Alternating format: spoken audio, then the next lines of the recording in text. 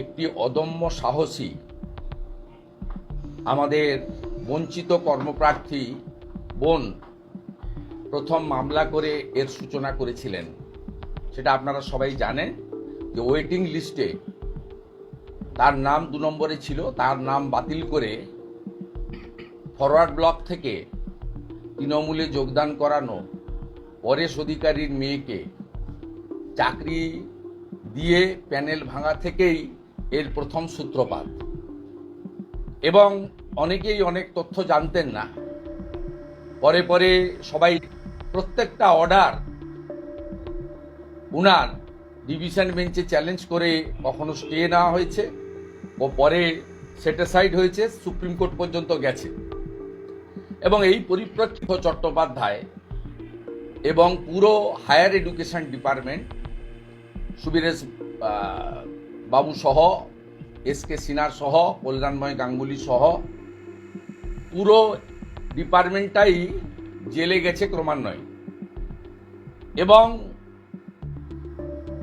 মহামান্য সুপ্রিম কোর্টে অভিজিৎ গাঙ্গুলির মহোদয়ের কিছু মন্তব্য এবং তাকে টার্গেট করে রাজ্য সরকারের আবেদনের পরিপ্রেক্ষিতে কোর্ট অভিজিৎ গাঙ্গুলিকে, তদানীন্তন বিচারপতি, আজকের প্রাক্তন বিচারপতিকে এই মামলা সংক্রান্ত বিষয় থেকে সরিয়ে রাখেন।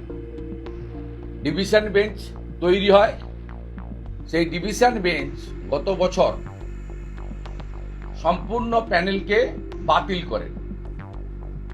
প্রথমত অভিজিৎ গাঙ্গুলি মহোদয়ের যে জাজমেন্ট ছিল, সেই জাজমেন্টে কিন্তু 7,000-এর কাছাকাছি অবৈধভাবে নিয়োগ হওয়া লোকেদের বাতিল করার কথা বলা হয়েছিল। কিন্তু সেই জাজমেন্টটাকে পলিটিক্যাল বলে, বায়াসড বলে রাজ্য সরকার চ্যালেঞ্জ করে ডিভিশন বেঞ্চ এবং সুপ্রিম কোর্টে যান এবং পরবর্তীকালে রিকনস্টিটিউট ডিভিশন বেঞ্চ একই জিনিস হয়, যেহেতু রাজ্য সরকার যোগ্য অযোগ্য বাছাই করেননি এসএসসিকে দিয়ে, তাই সম্পূর্ণ প্যানেল বাতিল করতে জাজেরা বাধ্য হয়। একইভাবে সুপ্রিম কোর্টেও কিন্তু আমরা যতগুলো হিয়ারিং লাইভ ভিউতে দেখেছি, তাতে কিন্তু সুপ্রিম কোর্ট বারে বারেই রাজ্য সরকার এবং এসএসসির লয়ারকে যোগ্য অযোগ্য বাছাই করার জন্য সুযোগ দিয়েছেন। এবং আমরা ভারতীয় জনতা পার্টির বিধায়করা, যা আমার সোশ্যাল মিডিয়া হ্যান্ডেলে আপনারা দেখেছেন, পুনর্বার আমি দেখাচ্ছি, 30 ডিসেম্বর এসএসসি অফিসে আমরা গিয়ে করজোড়ে বিনীতভাবে অনুরোধ করেছিলাম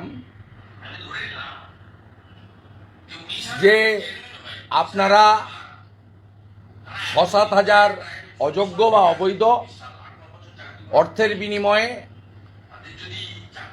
রিক্রুটমেন্ট রুলস বাদ দিয়ে নিয়োগ করেছেন, এদের আলাদা করুন, দিয়ে 18-19 হাজার যারা বৈধ তাদেরকে সেভ করুন।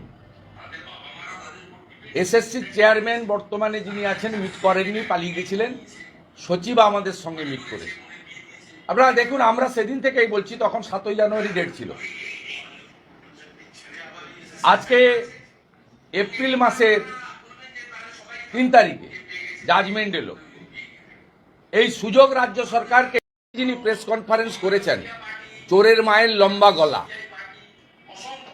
একটু আগে ইনি রামকে অ্যাটাক, বামকে অ্যাটাক,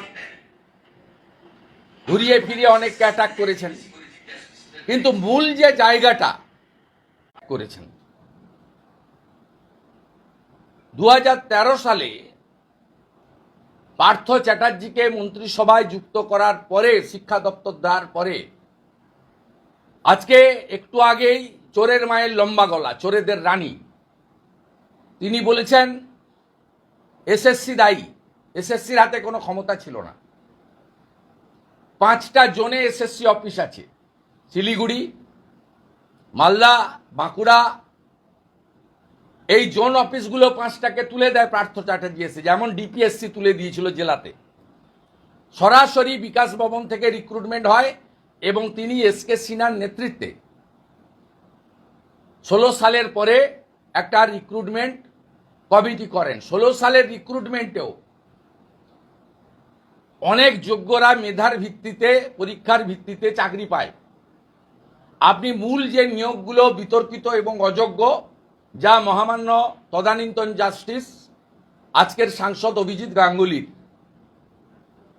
ইনিশিয়াল জাজমেন্টে বলা আছে, দেখবেন 18, 19, 20 সালে কোভিডের সময় অফিস খুলিয়ে SMS করে 18, 19, 20, 21 এই চাকরিগুলো দিয়েছেন।